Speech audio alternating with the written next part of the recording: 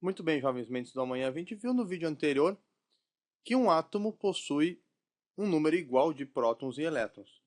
E como prótons e elétrons possuem exatamente a mesma carga, só que em sinais opostos, isso garante a neutralidade da matéria.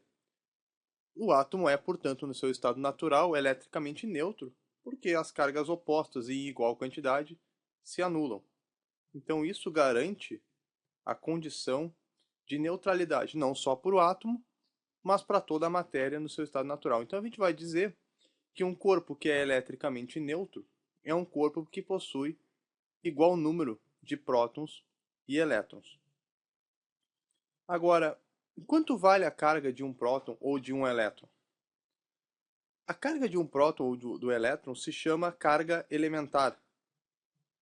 Por que elementar? Porque ela é a menor quantidade de carga possível na natureza. Não existe quantidade menor de carga do que carrega um próton ou um elétron. A carga elementar é representada pela letra E e ela vale 1,6 vezes 10 na menos 19 coulombs.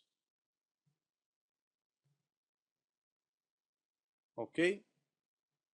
Mais ou menos porque é positiva para prótons e negativa para elétrons. E Coulomb é a unidade que homenageia o cientista francês Charles de Coulomb. Que belo francês. Uma propriedade da carga é que ela é quantizada. E o que significa ser quantizada? Para entender o que é quantizada, a gente precisa comparar dois tipos de grandezas. Existem na física grandezas que são contínuas. E o que significa isso? Uma grandeza contínua é uma grandeza que pode assumir qualquer valor, valores inteiros e valores fracionários. Não há nenhuma restrição quanto ao valor que essa grandeza pode assumir. Por exemplo, se tu está subindo uma rampa, tá? Tu pode assumir em relação ao solo qualquer valor de altura. Por quê? Tu pode te posicionar em qualquer ponto da rampa. Então, a tua altura em relação ao solo vai ser uma grandeza contínua, porque a rampa não te propõe nenhuma restrição de altura que tu possa assumir. Em qualquer ponto tu pode te posicionar da rampa. Já se tu estiver subindo uma escada, a tua altura vai ser quantizada. Como assim? Se tu sobe uma escada, vamos supor que cada degrau da escada tenha meio metro de altura, tu só pode te posicionar em valores de altura que sejam múltiplos da altura de um degrau. A tua altura h, se o degrau tem meio metro, a tua altura h vai ser o número de degraus que tu subiu vezes a altura de um único degrau. Então, se cada degrau tem meio metro de altura, as alturas possíveis são 0,5 metros em relação ao solo, 1 metro, 1,5 metros e por aí vai. A carga, da mesma maneira, ela é quantizada. Por quê? A carga elementar vale 1,6 vezes 10 na menos 19. Só é possível existir na natureza valores que sejam múltiplos inteiros de 1,6 vezes 10 a menos 19. Por quê? Se tu estiver trabalhando com um único elétron ou próton, tu vai ter uma vez o valor da carga elementar. Tu vai ter 1,6 vezes 10 a menos 19 coulombs. Se tu tiveres duas partículas, próton ou elétron, tu vai ter 3,2 vezes 10 a menos 19 coulombs de carga. Três partículas, 4,8 vezes 10 a menos 19. E por aí vai. Dessa maneira, tu só pode ter valores de carga que sejam o número n de partículas vezes o valor de carga que cada partícula carrega. Então, Essa é uma das propriedades da carga. Se diz que ela é quantizada. Tá? Aqui faltou um acento. Outra propriedade interessante da carga elétrica é que ela se conserva.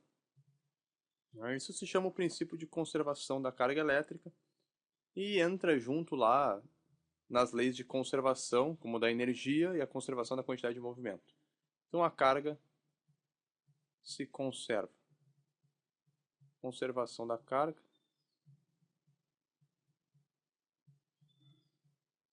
E como é que funciona, como é que se aplica o princípio de conservação da carga? Vamos supor que a gente tenha dois corpos inicialmente neutros, A e B, e eles estão isolados. Eles só trocam cargas entre eles, eles não perdem carga para o ambiente. O nosso sistema, então, é AB. Se os dois corpos estão inicialmente neutros, significa que o número de prótons e elétrons é o mesmo para cada um deles, a carga total do sistema é zero. Ok, mas vamos supor que por algum processo, por algum motivo, A cedeu menos 2 coulombs de carga negativa para o corpo B. O que acontece então é que o corpo A, que perdeu essa carga negativa, ele perdeu elétrons, ele ficou com excesso de prótons, ele ficou com excesso de cargas positivas. Os prótons deles não têm mais o par negativo para neutralizar a carga positiva do próton. E a consequência é que esse corpo A começa a manifestar uma carga positiva de 2 coulombs, devido àqueles prótons que não têm mais o seu par de elétron para neutralização. Já o corpo B, que recebeu os elétrons, B ficou com carga negativa de menos 2 coulombs. Então a carga de B passa a ser menos 2 coulombs, porque B recebeu elétrons. B tem um excesso de elétrons que não encontram o par positivo para neutralização. O princípio de conservação da carga se aplica porque a carga total do sistema não mudou. Inicialmente a carga do sistema era zero. Se tu somares a carga de A com a carga de B, a carga total do sistema continua sendo zero, porque menos 2 anula mais 2. Então, essa é uma aplicação do princípio de conservação da carga elétrica. A gente vai ver isso melhor nos processos de eletrização. Ainda nesse exemplo, tu pode te perguntar, quantos elétrons eu preciso para formar 2 coulombs de carga negativa? Quantas partículas eu preciso passar de A para B para ter essa distribuição de carga do exemplo? Bom, a gente sabe que cada elétron carrega, um único elétron carrega uma carga de 1,6 vezes 10 na menos 19 coulombs. Tá? Eu vou usar o sinal da carga aqui, eu vou usar a carga elementar em módulo, porque o sinal agora não é relevante.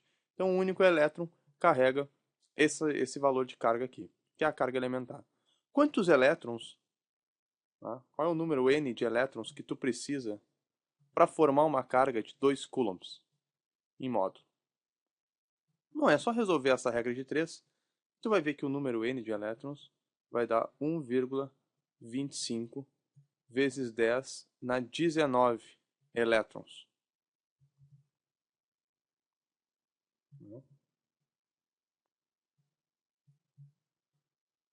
Reparem que o número de elétrons que passou de A para B é estupidamente grande. Esse expoente aqui, 10 na mais 19, ele faz essa quantidade aqui absurdamente grande. Isso aqui também não viola a ideia de que a carga é quantizada, de que os elétrons só existem em valores inteiros, porque, embora tenha 1,25 aqui, obviamente não existe um quarto de elétron, mas esse 0,25 não representa um quarto de elétron. Eu posso reescrever esse número da seguinte maneira, isso aqui pode ser 125 vezes 10 na 17 elétrons. Isso aí são bilhões de elétrons, e mostra que sim, passou uma quantidade inteira de elétrons e não passou nada fracionado. E a quantidade de elétrons que tem que passar de A para B é tão grande, é tão absurda, porque a quantidade que um elétron carrega de carga, que é a carga elementar, por causa desse expoente negativo aqui, desse menos 19, ela torna a carga elementar ridiculamente pequena. Tu precisa de muitos e muitos elétrons com essa pequeníssima quantidade de carga para conseguir formar 2 coulombs, certo? Então não confundam a quantidade de carga, que é em coulomb, com o número de elétrons. Tá? Essa é uma dica importante para resolver alguns exercícios que a gente vai ver a seguir. Uma última ideia para encerrar esse nosso vídeo sobre propriedades da carga elétrica é uma que talvez você já tenha escutado aí de maneira mais informal no dia a dia, de que os opostos se atraem. Né? E de onde é que vem essa frase, esse ditado? Vem justamente dessa relação de que cargas de sinais opostos vão exercer entre si forças de atração e cargas de sinais iguais vão exercer força entre si de repulsão. Então, positivo com positivo repele, negativo com negativo também repele, e positivo com negativo atrai. Ok? Era isso. Era isso nada. Faltou uma discussão muito importante, eu acabei esquecendo aqui, que é a diferença entre condutor e isolante. O que faz um material bom condutor de eletricidade e o que faz um material mau condutor de eletricidade ou então isolante. Tá?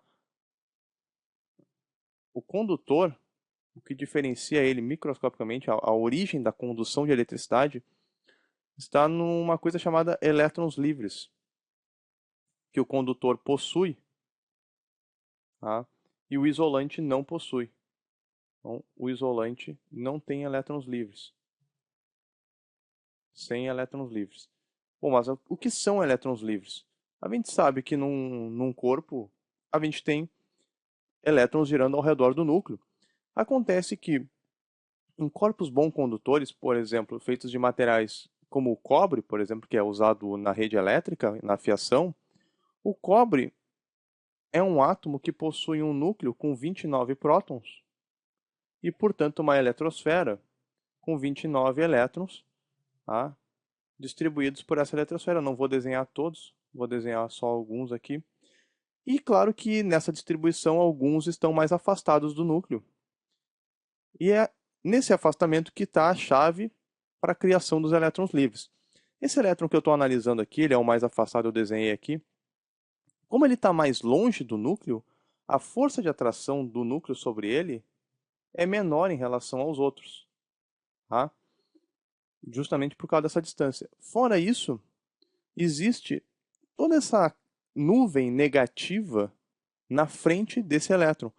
Você sabe que cargas de sinais iguais se repelem, então essa nuvem aqui ainda vai repelir esse elétron aqui para trás, tornando ele mais fracamente ainda atraído pelo núcleo. Então esse elétron, por causa dessas dinâmicas de força, uma atração fraca e ainda uma repulsão pela eletrosfera, ele vai acabar ganhando um grau de liberdade maior do que os outros para se deslocar no condutor ao longo do corpo. Como ele está mais fracamente ligado ao núcleo, ele tem mais liberdade então para se deslocar.